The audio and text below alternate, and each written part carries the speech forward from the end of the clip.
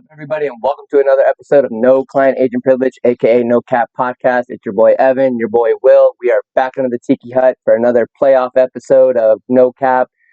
We are in the midst of the double whammy. That time of the year, you get NBA and NHL playoffs, all kind of rocking and rolling here. Teams are upsetting other home teams. I mean, on both sides, really, too. I mean, really NBA saw tremendous, first time ever losses at how many? All three? Four? All four teams? All four teams lost from home.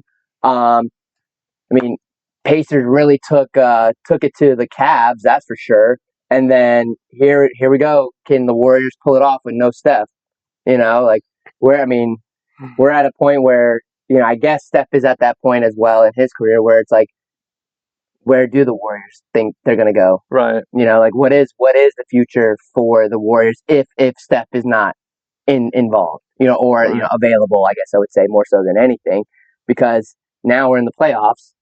Can you still win without him? Mm-hmm. Or is it time to find somebody that can help? And if they still win without him and they make it to, I think they said Game 7 he could be available, but maybe they don't need Game 7. Who knows? So, again, he might be available for Game 4. Oh, really? Yeah. Like a week.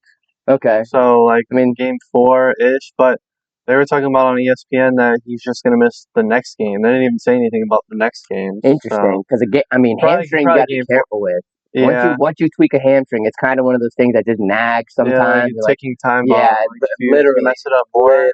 So, that's just from the playoff perspective, though. Even as we watched the Knicks and Celtics, like that first game had to go to overtime. You would think the powerhouse Celtics would have been able to, really put it on a Knicks team that really, they really came into themselves towards the end of the season with Cat and the trade and everything really starting to mesh. So making the playoffs wasn't surprising for them, but even still, you're talking, a team that Boston should.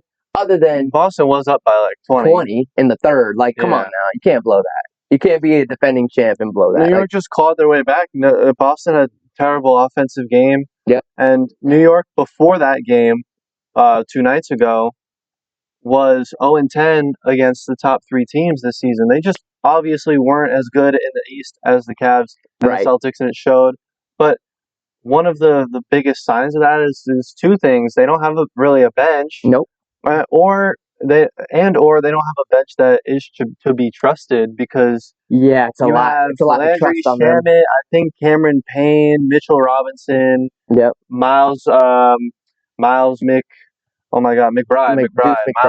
Yeah. So you got some young players mixed with some old vets. Fringe role players. Yeah, and they're hurt and they're stretching out on that. And Thibodeau is known to not really play the bench anyway. No, he's known to play his 6-man rotation.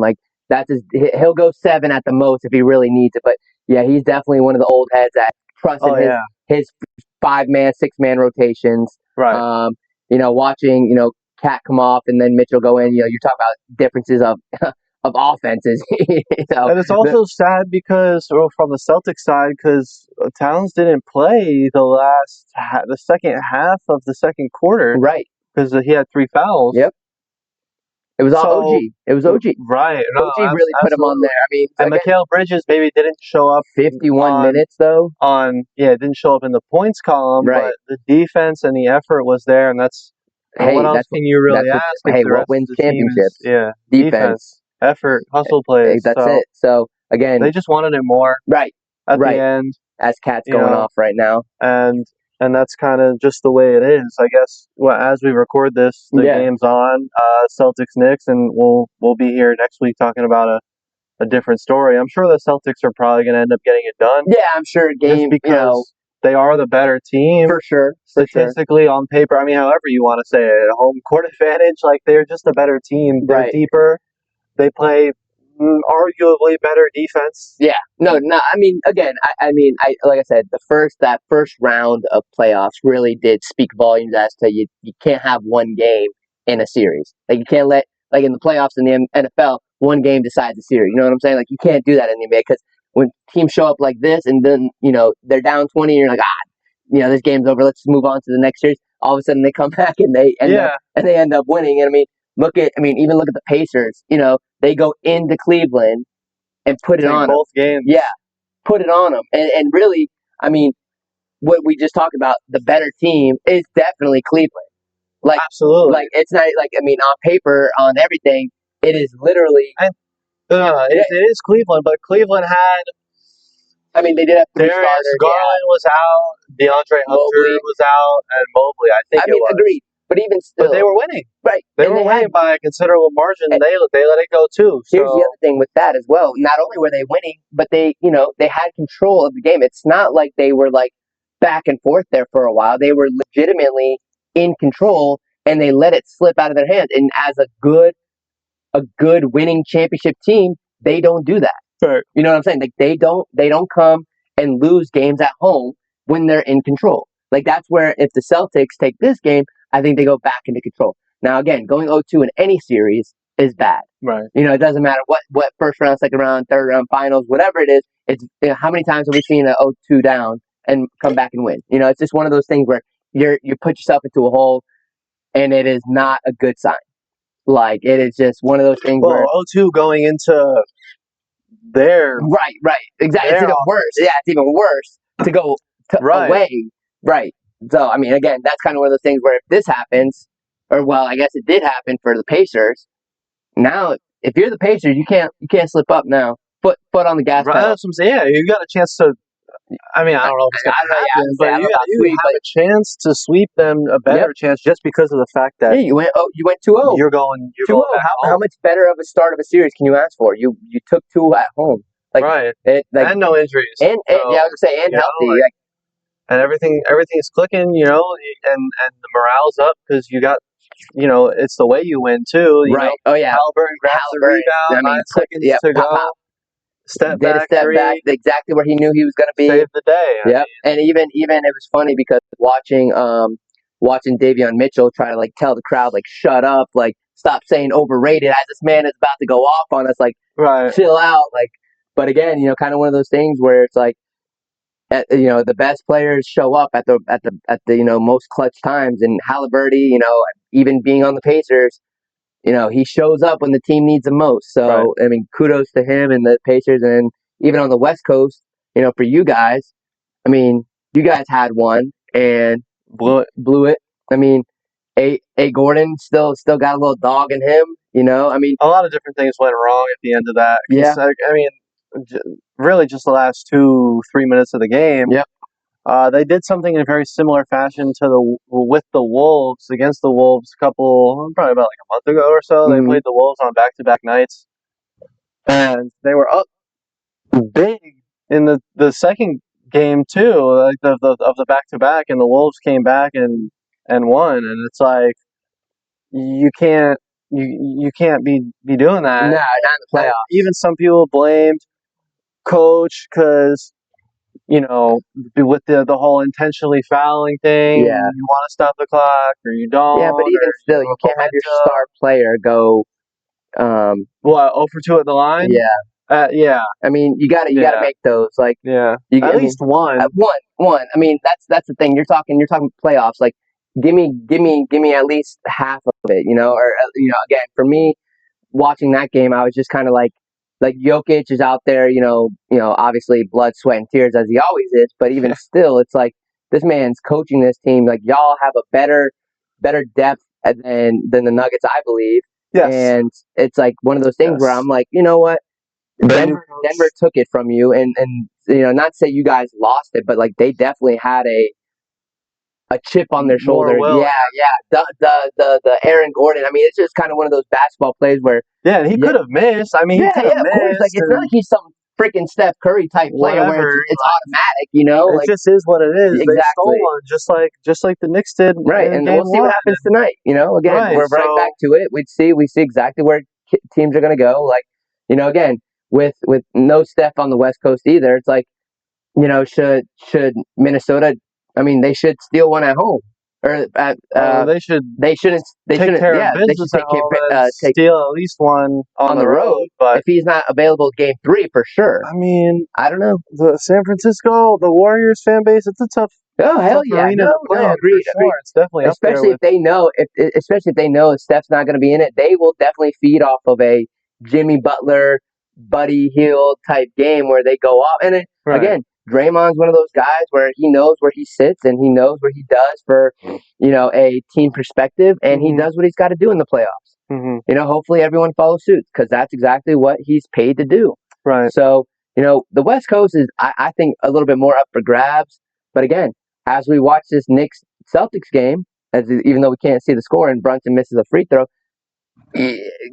where did anyone who had money on Pacers going up 2-0 going back to Indiana? I didn't. I mean, even if the Cavs win the series, it just shows that they look beatable, Yeah, but everyone talks about Oklahoma City being a good regular season team, just like kind of how they were last year. Right. And then this year, obviously, it was 67, 68 wins. I can't remember. Yep. And now they're down 0-1, might be down 0-2 tonight, probably not. But the Celtics are just the ones to really beat in the East, and that's not just because they're defending champions. It's because they have the team and they have the coach. Oh my good golly! Oh my gosh! OG. Oh, they called a charge on that. Well, either way, wow. That's just witnessed murder on TV, but poor Al. Yeah, it's like still catching bodies at 40 years old. Oh my gosh! Oh no, that was Derek. Yeah, I can't tell. Oh my damn, gosh. that hurt. Oh my gosh! But I think I think that the Celtics are coming out of the East, and they might. If Denver can get to the finals, they might really win it all. I mean, yeah. At this point, to me, the team in the West, no offense to OKC, but is Denver. Sure. After watching the grit and like if they're willing to do like Jokic literally is like a guy who just plays basketball. He's not a basketball player. No. Like that is literally after watching, but like watching his effort and watching his effort and like the love he does have for the game after the screaming because he's animated. And I think I watched a lot of like commentators like speak on that, and like you saw everybody was literally ears, sitting, listening. Like he was the GM, like he was the coach, like the game plan for the 100 men versus one gorilla. Yeah, like literally, like he was the leader of the 100 men versus the one gorilla. Like that was him. Like and again, like that's one of those things where it's like that's why he's considered the best player in the world, like by multiple people. It's not just like one or two guys. He doesn't even care about that. No, he could care less. He literally doesn't care about basketball and generally speaking. He loves to play the game, sure.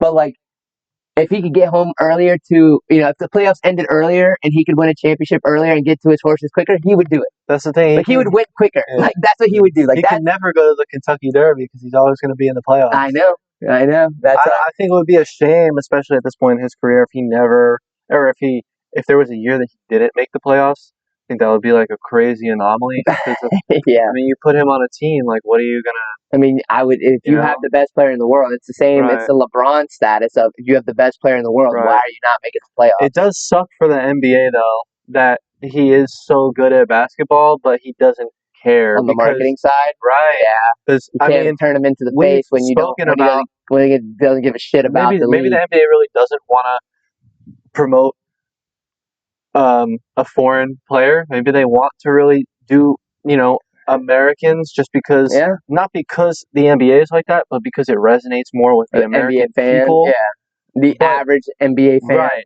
But even, like, it's a double-edged sword in that sense because he doesn't care about that. No. I think I've seen him in a few commercials, but, like... You have? I think I've seen him in like one. Really? I don't think I've ever seen Jokic in a commercial. I don't know, but I think things like that. Like I could see Jokic being the funny, like awkward guy in an NBA commercial. But funny and nonchalant. Yes, exactly. But if that's the commercial you're going to go with, that's what you should go with. Like that's the commercial you should lean on with that type of attitude. So, I mean, again, from the marketing side, where we've always talked about who the face of the league is going to be because. Even watching LeBron, and I think this is the first major injury we've heard from him. Major, but like a big injury that's actually going to take some time. We have not heard of that in a long time. This is the off season. So at least that time is off season. He'll be able to heal up. Whatever. He never really has an off season, but no, exactly. He'll probably take some time to rest, and we'll see what ends up happening. Get back at it. I mean, The Lakers. I mean, if Luka re-signs, they still have some. I mean, they need a big man. If they can get like Steven Adams, I think he's in the last year of his contract. They can get someone like Steven Adams But like, or who is coming of out? Is that there anybody nature. coming out in the draft that they could go get? Mm, Like a big do you body? want to go that way? The I mean, Lakers the don't Duke really kid. go that way. I know. Lakers don't really go that way. I mean, the Duke kid's solid, but he's not. I mean, Who? Which one? Knipple or whatever his no, name no, no. is. The big kid. Oh my God, I was just watching his. Man, it's gonna kill me right now. It's oh my God, it's like right on the tip of my tongue. He was their starting center this year. He was a No, I freshman. hear you, but I just can't remember. Common Malak. Yeah, Malak. Yeah, Malak. yeah. Honestly, I didn't watch enough Duke basketball Well, this year. the only game I truly watched was them go against Denver and Auburn. Yeah, so I didn't. I mean, I'm a that was early in the yeah, year. I know, and that was like just watching everyone get out there, their big games, So You watched the Houston game. yeah. So again, kind of one of those things where we watch all these guys, get to their level, and Duke and Auburn and everyone, make it to the Final Four, and they all played each other. So Right. already, and then Florida comes in and wins it all. So again, kind of one of those things where it's like, wow, small circles of the greats of the good teams, Like, so. I mean, if you want to talk a little hockey, yeah, we can do a little hockey. we can do that. I mean, it is going on right now. We got. I think there's very few sports that compare to playoff hockey because like I literally love it. Like I literally watching the Panthers game. Like I wanted to throw. Like I get mad at football, but like I was pissed that the Maple Leafs, this Toronto team, was just blowing us out. Like it was like the Panthers got it close. Yeah. I mean, it was like 4-3 at one point, but going down 4-1 like pissed me off. Yeah. Like we let too many easy goals, too many power plays, stuff that Florida just hasn't done all season. Like we are known for defense. We are known for putting it in the net, and we literally we let up a goal in the first 30 seconds. Right. We got Denver and I got dinner. I look up, game started. I look back up when we sat down. I'm like, what just happened? Like literally, we just sat down. Like the game just started. So watching. I mean, again, I think my only thing, if Panthers don't repeat, the only thing I want to see is Ovechkin win it because of the goal. Like they got to go through the Hurricanes. I know, and that's going to be a great series. Honestly, it will be a great series. So that's going to be a good one. Have the upper edge. You think so? Yeah, absolutely. I mean, I think overall, Washington is a very good team overall, and I think they've had a string of competitive years. Right. But Carolina's always they are deep. Carolina is deep too. Like they have a good. Even their third line is solid. Like not many teams. That's where teams start to really fall off when they get to that third line in the playoffs. All of a sudden, those ones come back on from the other team, and they just put it on. Me personally, because of the fact that they lost last year, I kind of want to see Edmonton win it. Because I think they have Connor McDavid and company, so they'll be good. No, they're gonna make it. I think they're gonna make it. Repeat. I'm not really like an avid hockey fan or watcher. Obviously, we live in South Florida, so it would be nice to see the Panthers repeat. That would be awesome. I think Edmonton makes it out of the West because I don't think anybody beats them. I don't think anybody's deep enough to beat the Oilers. I think Vegas has the best shot, and they play right now. And Dallas. Well, Winnipeg and Dallas are good. They're playing right now. Yeah, no, they're good. Dallas is there every year. They're like the Hurricanes of the West, pretty much. They're just there every year. Edmonton just is a better scoring team than all three of them. Like Vegas is the only team. I mean, Winnipeg did win the President's Cup, but that doesn't really mean much because the team that wins the President's Cup almost never wins. Yeah, they never. I was like, I don't think the President's Cup has won in almost a decade or something. I think it's forever. Yeah. So or whatever, however long it's been. But anyways, yeah. I mean, again, for the playoffs in general, I laugh at myself because it was growing up when watching the Panthers. It was literally they were good, they were bad, then they had a long spurt of bad, and then they were okay. Then they got a little better. Then they got a little better, and now they're good. And then they win one, and then it's been a whole process as a fan. I would be comparable to oh man, I don't even know what kind of team is comparable to that because it was so bad there for a while. So, again for this type of playoff run, I mean, I do think Edmonton. I mean, The Oilers for sure have the best chance in the West, but they got to get through Vegas. I think if they get through Vegas, they'll be fine. And then after that, Florida's got to get through the Maple Leafs at this point. Excuse me.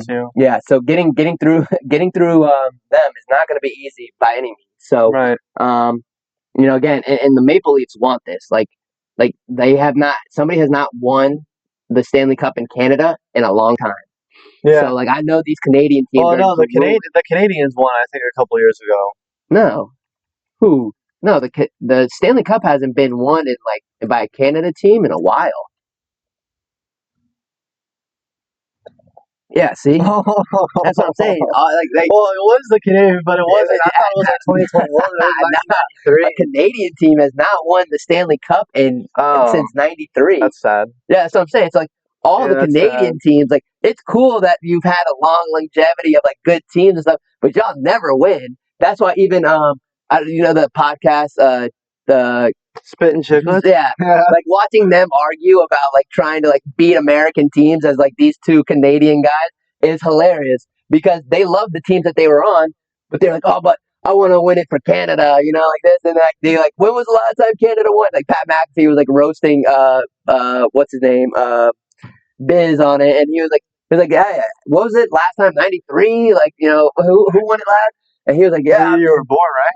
'94, but even worse. So neither before I was born, I haven't seen a Canadian team win ever. The cup, that's crazy. Might as well just put 1776 on it and call it. That's the last time they won. At least they won the Four Nations face-off.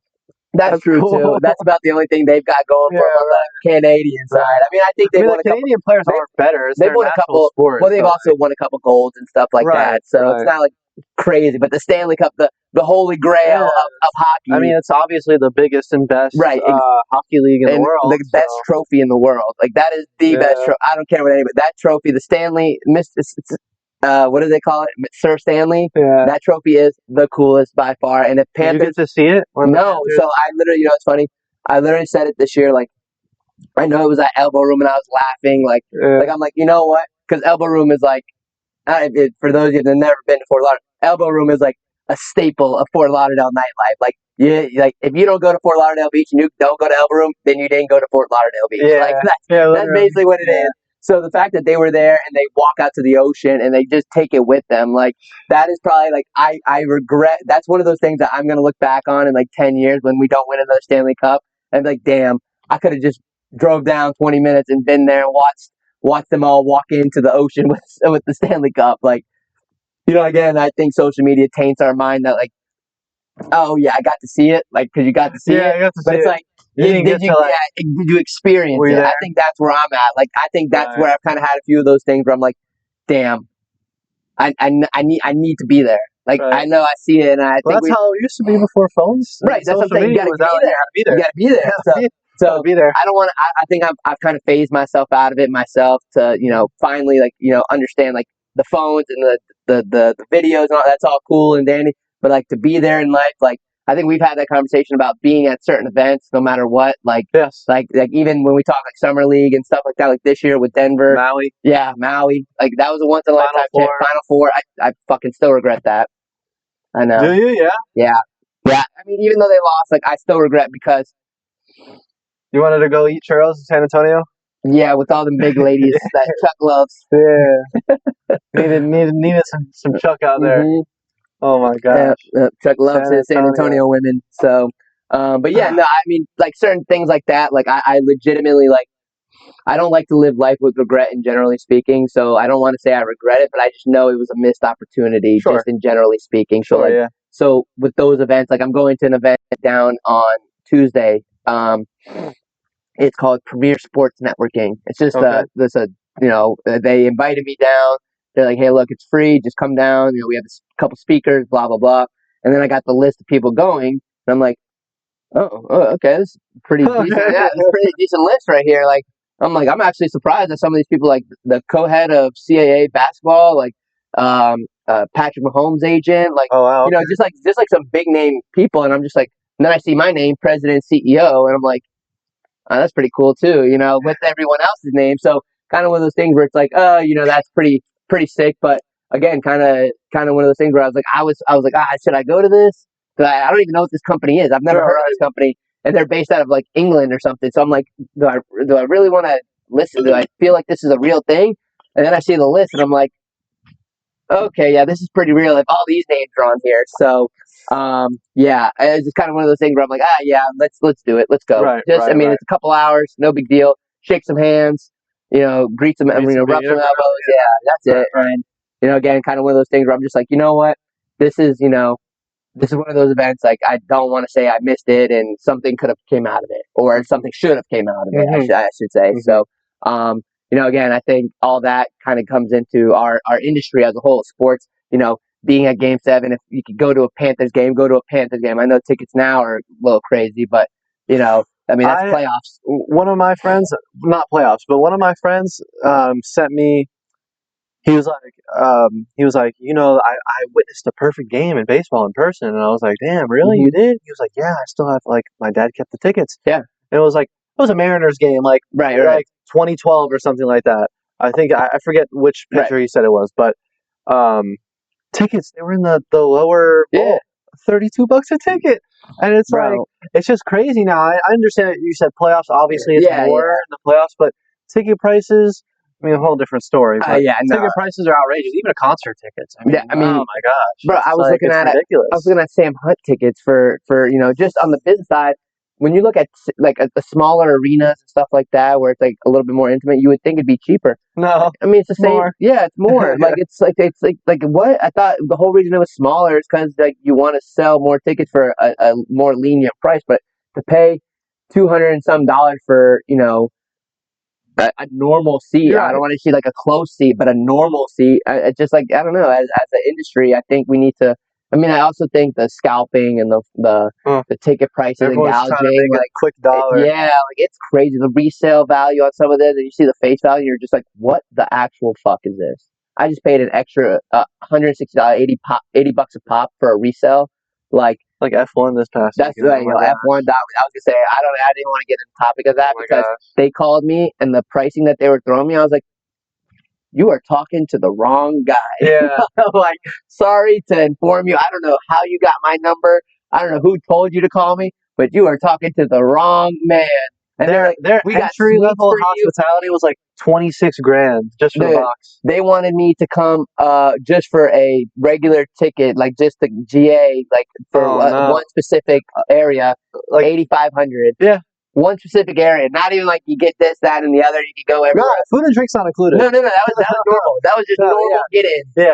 So I saw that and I was like, I'm gonna go ahead and call you back. Right. Like nah. Yeah, literally never. Like if I'm not paid to be, like I think I've also gotten to the point where it's like at events like that, I know they're making money.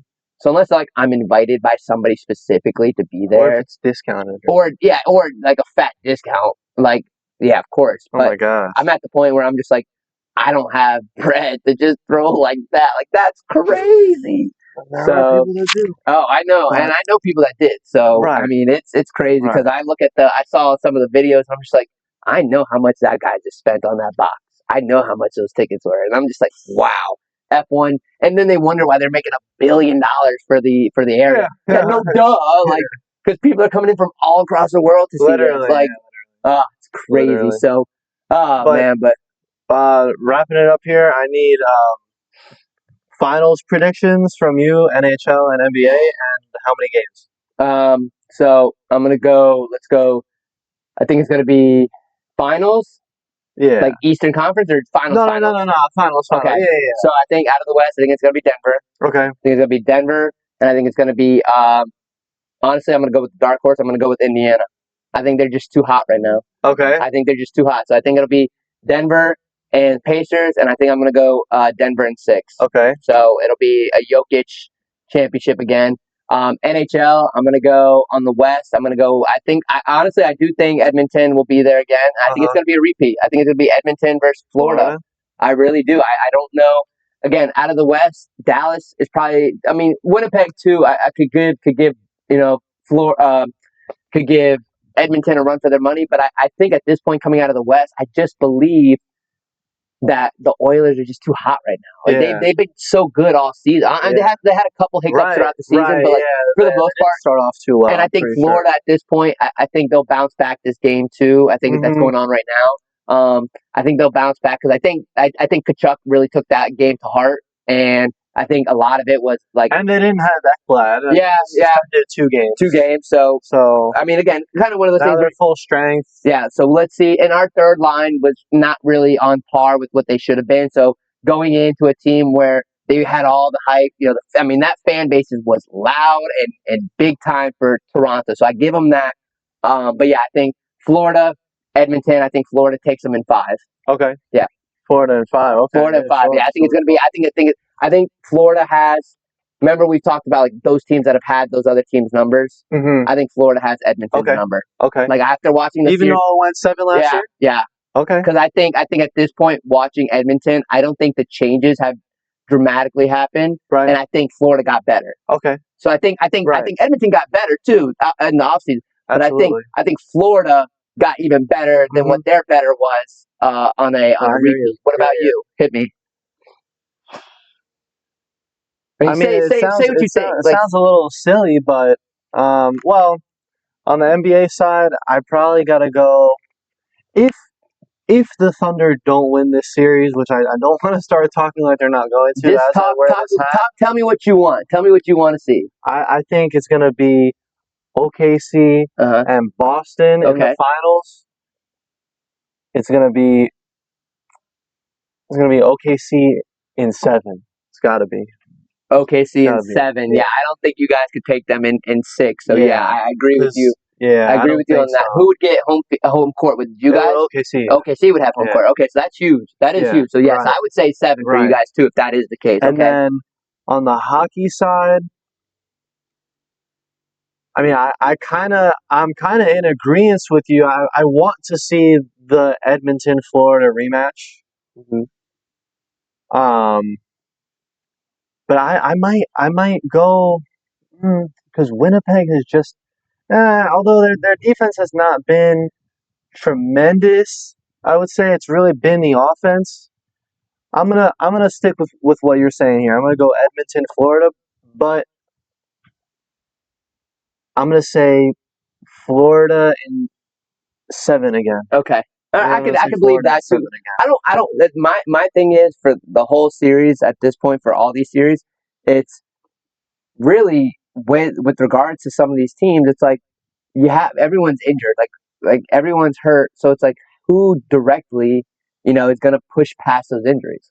Who's the least hurt? Yeah, who's the least hurt? That's why when they were talking about the T-Wolves, Anthony Edwards is about as healthy as you could possibly be. Right. You can't be missed. You can't go 0 for 9 in the fourth quarter. You just can't. Right. You're healthy. Bad game. A bad game. Period. That's what I'm saying. So for me, at this point, that's one of those things where I'm like, all right, here we are. We're talking about playoffs. It's all about health and defense.